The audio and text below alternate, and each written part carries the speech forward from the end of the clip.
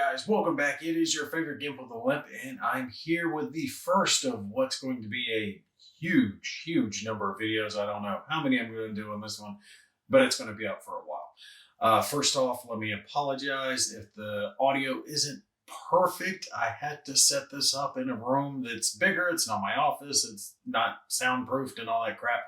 So there might be, a little bit more of an echo. I'm going to do my best to work around it, but this game is massive. The map is huge, and it's going to, I don't know what else to do. I have to have it in a big room. So the audio is going to bounce around a little bit. I'll do the best that I can, but sometimes it's just going to be what it is. So what am I talking about? Well, you see there's, a few objectives here, and there's a lot of hexes, but let me grab the tripod and just back us out here so you can see what we got going on. This is the huge map that goes along with Blood and Fury. Over on this table, I've got all the other cards that go along with the Allies, the NATO faction. And over on this table, way over here, actually it's not a table, it's plexiglass over there, I had to extend it just a little bit, is all the Soviet stuff. So basically I've got all the units laid out that are going to be here in this battle and getting ready to set them up. FYI, also the room that I'm setting this up in, sadly, it's the only room I've got big enough to fit the map, is right next to the AC compressor, which can be a little loud. So if you hear something, that's what it is. Again, I'll do digital editing to try to cut some of that out. Now, this is Scenario 21, Operation Red Gauntlet, and this is the first Soviet attempts to seize the Weser River. Crossings around Minden by Kudamain had failed. Now the Third Red Banner Army was making its main effort to cross the Weser and exploit the rear of North Ag. So there's victory objectives across this map. Now, looking here, this is the printed map that we're on. All right, so it shows our objectives and all the different maps. So we got map 49 all the way through 56, and these are all our different objectives. Technically, there's 6 on the map, and they're all bridges.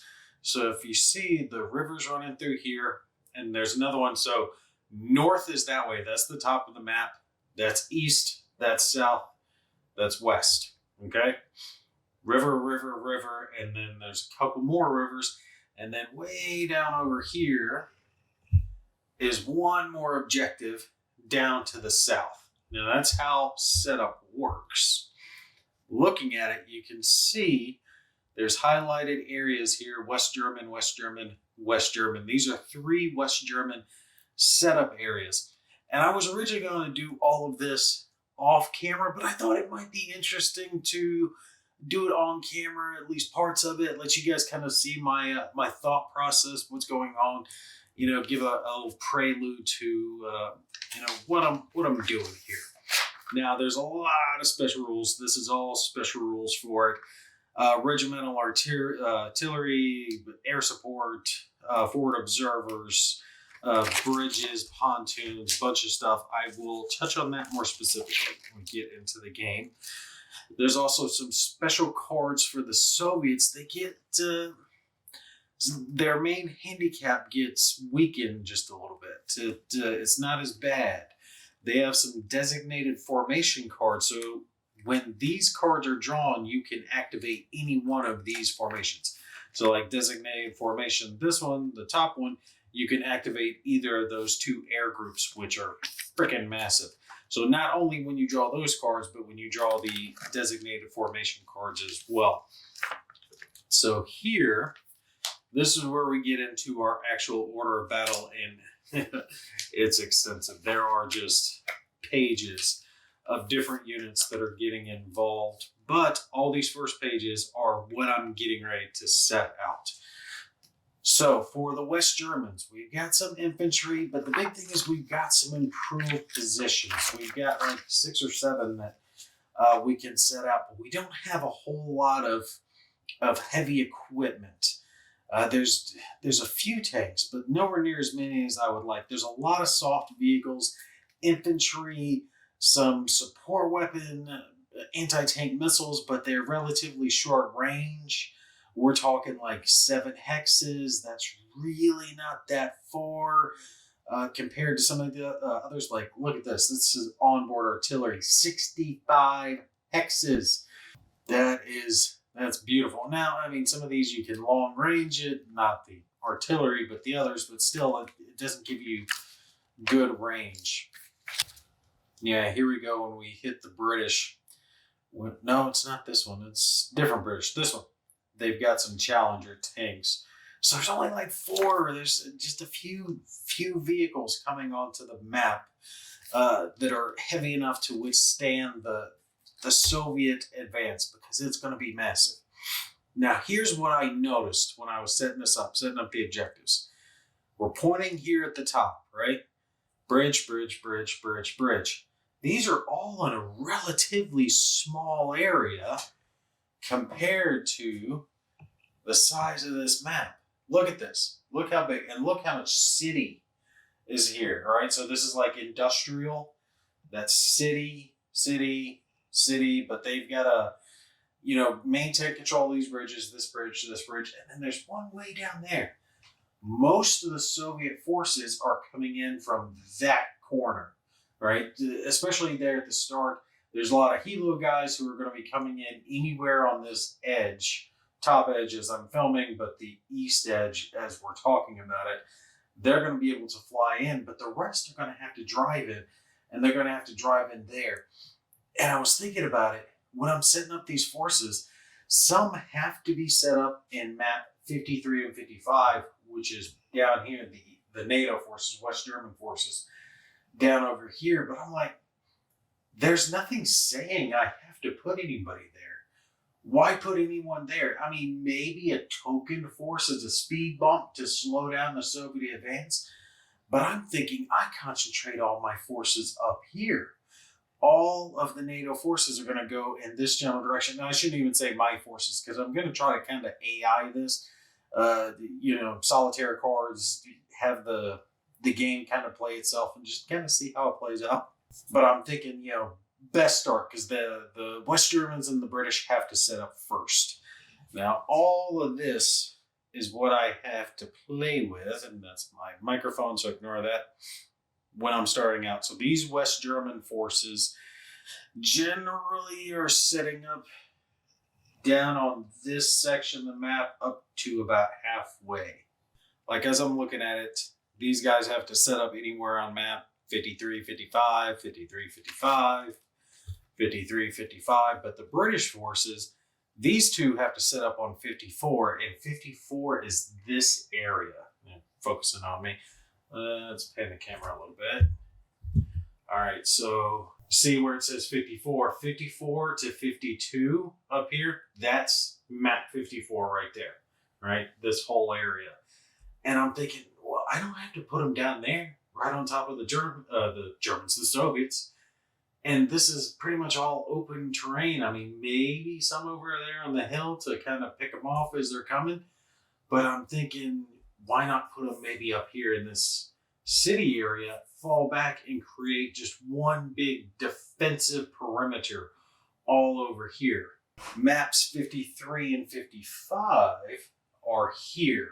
So 55 is the lower part, then we get to 53, which is right here. It goes back and forth. So 49, 50, 51, 52, 53, 54, 55, and 56 down over there, the way they're technically laid out. So the way the West German and British forces have to set up, it's all either halfway here and down there. So these three maps right here, and I think I've got one set of German, or I keep saying German, one set of British forces that set up in 51, which is here. So I think I can cluster them, if I do this correctly, in this area over here and just create just this wall of hell for the Soviets to come into, because that's all open field.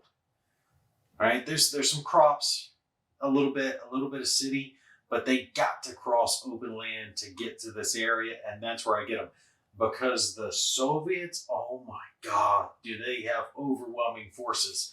Tanks, infantry, huge load of infantry with heli, tanks, more infantry, BMPs and some tanks. There's some tanks over there. There's just a buttload, like huge stacks of tanks for the Soviets. All right, so I get this huge stack here of improved positions. And for now, I'm just going to set those there because I'm going to pass them out to different forces as I get them in place. Now, these guys, we're going to put over here. This is the West German 1/3 50th Terriers, whatever the hell that is, I guess.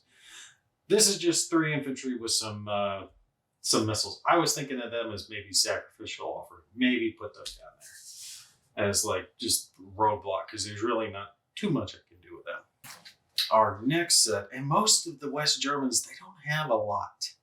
They've got some mortars, they've got a few Lux. They basically got light armored vehicles.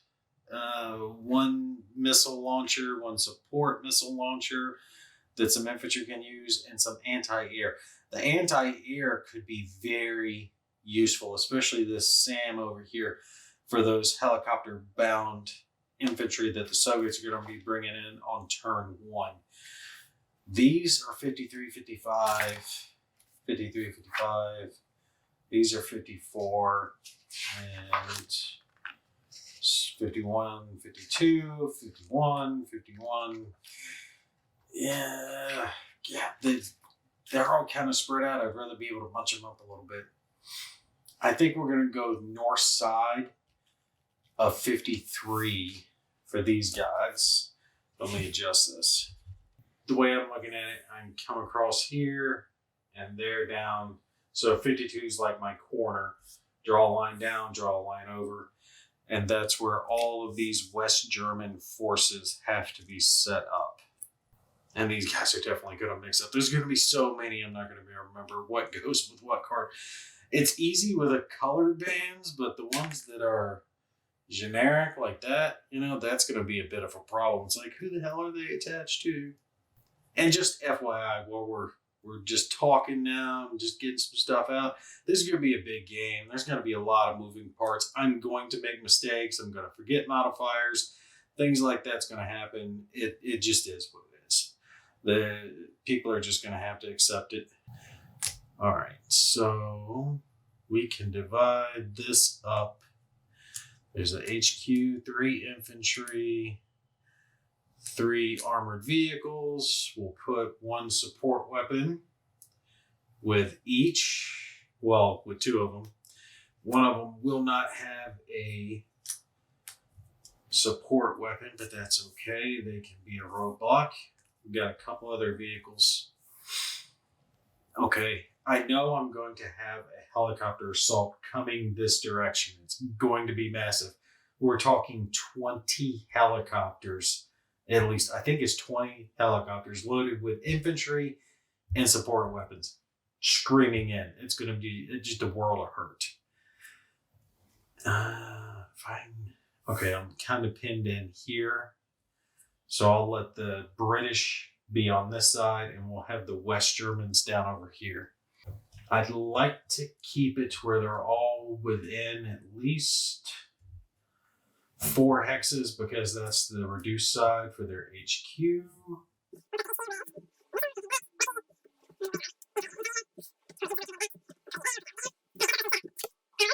Panzer Grenadiers, the 132nd Panzer Grenadiers, and the others. This one's actually a little bit weaker. They have better morale. They have a morale of 6. They both have the same command range, though. Looks like similar setup. 3 mortars, 3 infantry, a couple of support weapons. No, this one's got the artillery. This one I definitely want to make use of. So I want him somewhere where he can fire, but he doesn't have to have line of sight. He can arc that shit in. So I want him somewhere safe. And on their first few turns, I plan on kind of finagling this a little bit. I'm going to move others into better positions, like into these trees, somewhere over here, because again, the British are going to be in this area. So the West Germans can kind of hold this area and make like a half circle and hopefully hold them back. But I need to have some forces actually on the objective. All right, I'll try to zoom in a little bit so you guys can see a little bit better, but I'm not worried about being totally zoomed in. I've got a different tripod coming that'll get me closer down to the table. 3 mortars, 3 sets of infantry, 2 support weapons, and then the HQ I'm putting with the heavy artillery, and then again we have 1 light vehicle with a missile launcher and 1 light vehicle that is AA. I definitely want to put him to use. I want him somewhere I can get some rounds off.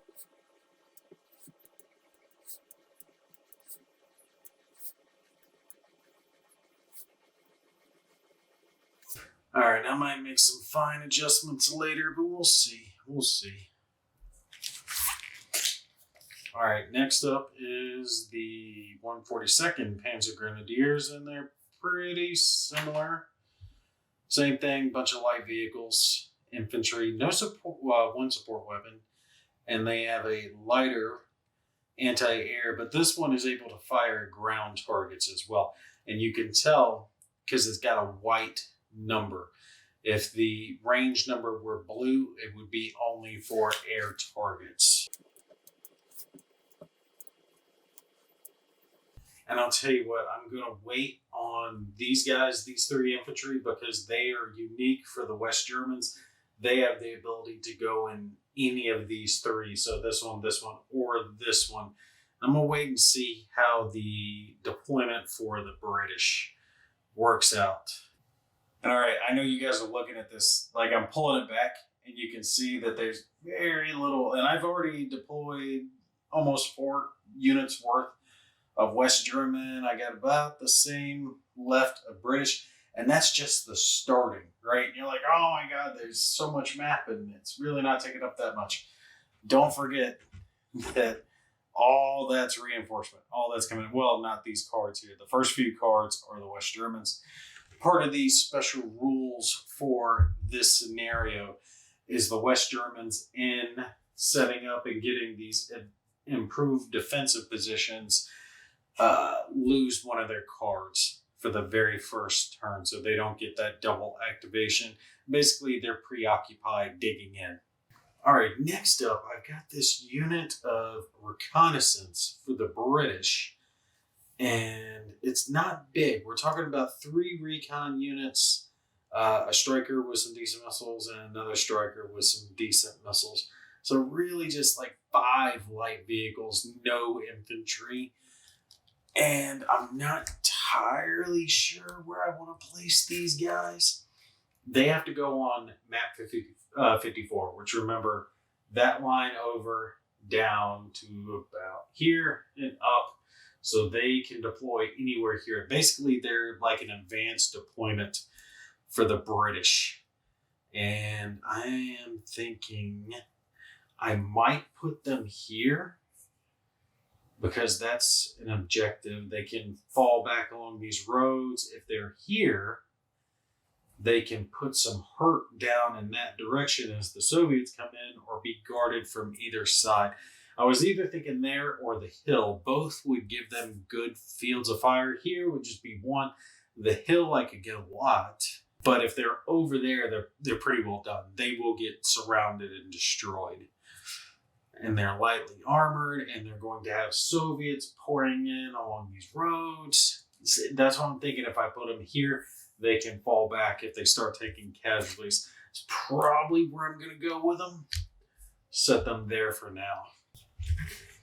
All right, so these are my guns. This is all I really got for the NATO starting out is 4 Challengers, and they can go anywhere on map 54. Damn, I thought they were higher. I thought they were a different spot. I was thinking they were map 52.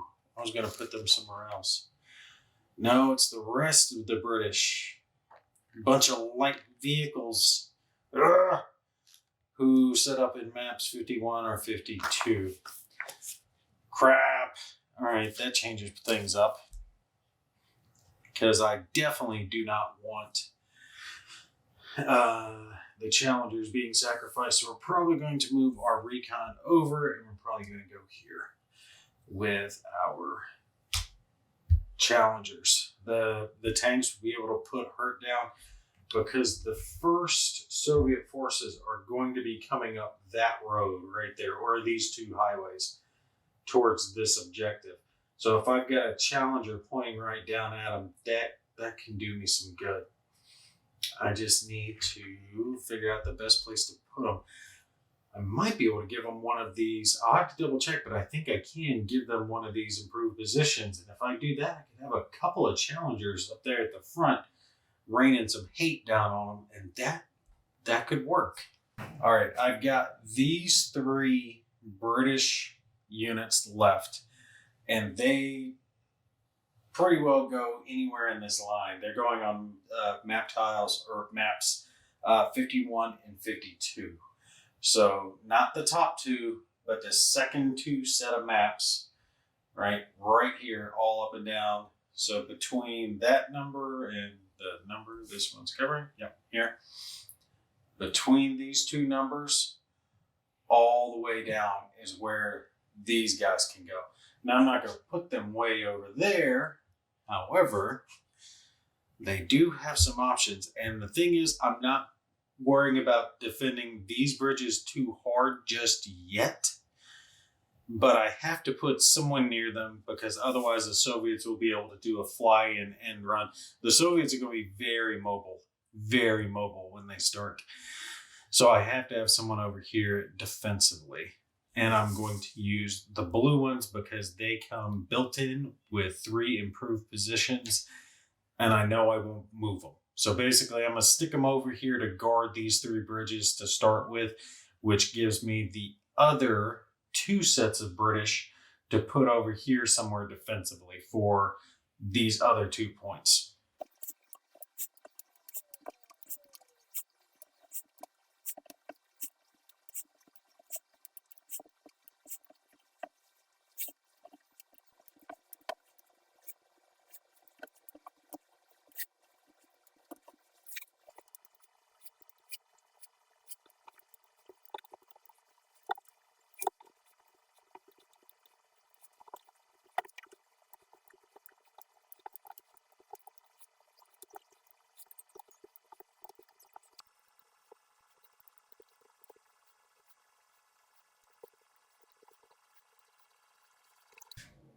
All right, sorry for the dull roar. The compressor kicked on again. Now, I've got it set up. It's not finalized, but I'm feeling pretty good with it right now. We've got some defenses up here to the north of the northern bridge.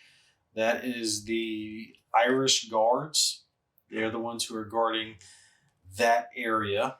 The West Germans are all focused here in this city town, and they're going to move into better position. I might move these guys down over here and have a bigger wall. I don't know. I kind of want to pull them around and fill in this gap using these green guys over here. There's more reinforcements coming in besides just that, but I'd like to bring them in and basically create this wall here of just units to block them off. Actually, I might even bring the green guys all the way up here to reinforce over here as like an extra fallback line. But anyway, West Germans are here. I still haven't figured out exactly where I'm going to place all these improved positions, but I did use one. I cheated it for that one HQ I got that I could set up anywhere in any of these 3. So I set it up here and put one of their infantry here so I could put one of my challengers with it so he could benefit from that improved position. So now I got a challenger there in both places, able to fire down. Actually, now that I think about it, I'm going to put that HQ with that challenger since he'll be more defensive. Now, something else I also noticed, the reconnaissance unit over here, they're all reconnaissance with the exception of one. They all have that special red triangle. And I've got a couple of long distance indirect fire weapons. I think I've got two. It might just be one. Was it one of the West Germans had one too? I think they did. I'd have to look to be sure, but I know for sure I got the one range of 41 hexes. That'll easily reach way down over there. So the special rule in here has to do with like regimental artillery and stuff like that. So like same nations can call it in. Basically, they can use this formation's artillery to call that in. They don't have to have direct line of sight. They have that special triangle, the gray one, that means they're indirect fire. Put his ass tucked away in a city in an improved position and let him just lob the damn shells in. They've got a couple of shorter range ones. These only have a range of 9 hexes, and I figure I can use those to bombard the enemy over here as they come in. So like they're coming in this direction, call in some artillery strikes over there to prevent them. What I'm hoping is that the Soviets might try to surround and come in. And that's the thing, that's one of the things you're going to have to deal with when you're playing in solitaire. Because I'm setting this up, I'm also kind of thinking in the back of my head, what am I going to do as the Soviets to get around? Because like I said, they have 2 huge units of helicopter transported infantry units with support weapons in the whole 9. And I was originally thinking of bringing them in here, but now I've created kind of danger alley. I can bring them in anywhere on that left, that right side of the board, as you're, top down, so east side is over there. I could bring them in back here, land them in, have this huge swarm of infantry coming down to try to seize these bridgeheads, to snake in. That's why I've forced myself to put someone back here. I didn't want to. I wanted to have these guys spread out over here somewhere defensively, but I've got to be right on top of that objective to make sure that they can't fly in and snake the bridges. But I don't know. You guys tell me. I don't know when you'll be seeing this video. It's going to take me a little bit to get everything started, but this is what I've got set up going so far. Do you think I can do something different, make some better choices? The Soviets have a buttload that's coming in on turn 1. Actually, let me give you a brief preview. We're not going to show the Soviet setup because there's a lot. They set up second. They only have 1 unit that actually sets up on the map. The rest of them come in. All right, everything else is coming in. Now look at this. They've got this GSAAB, whatever the hell it is, Airborne Battalion that is coming in. They have 10 infantry, 11 helicopters, I guess 1 for the leader maybe, I don't know, an extra, and all these different support weapons that they're bringing in. So that's 1 group. And here's the other group that is coming in with the same type of loadout. That's what I'm talking about. Infantry aren't that scary. And when we're at War 85, usually it's the tanks that you're worried about. But they have those 2 huge things plus attack helicopters all coming in on turn 1. And that's not it. What else is coming in on turn 1? Yeah. Oh my God, that's a lot that comes in on turn 1. Look at this. 10 T-64s, 10 more T-64s.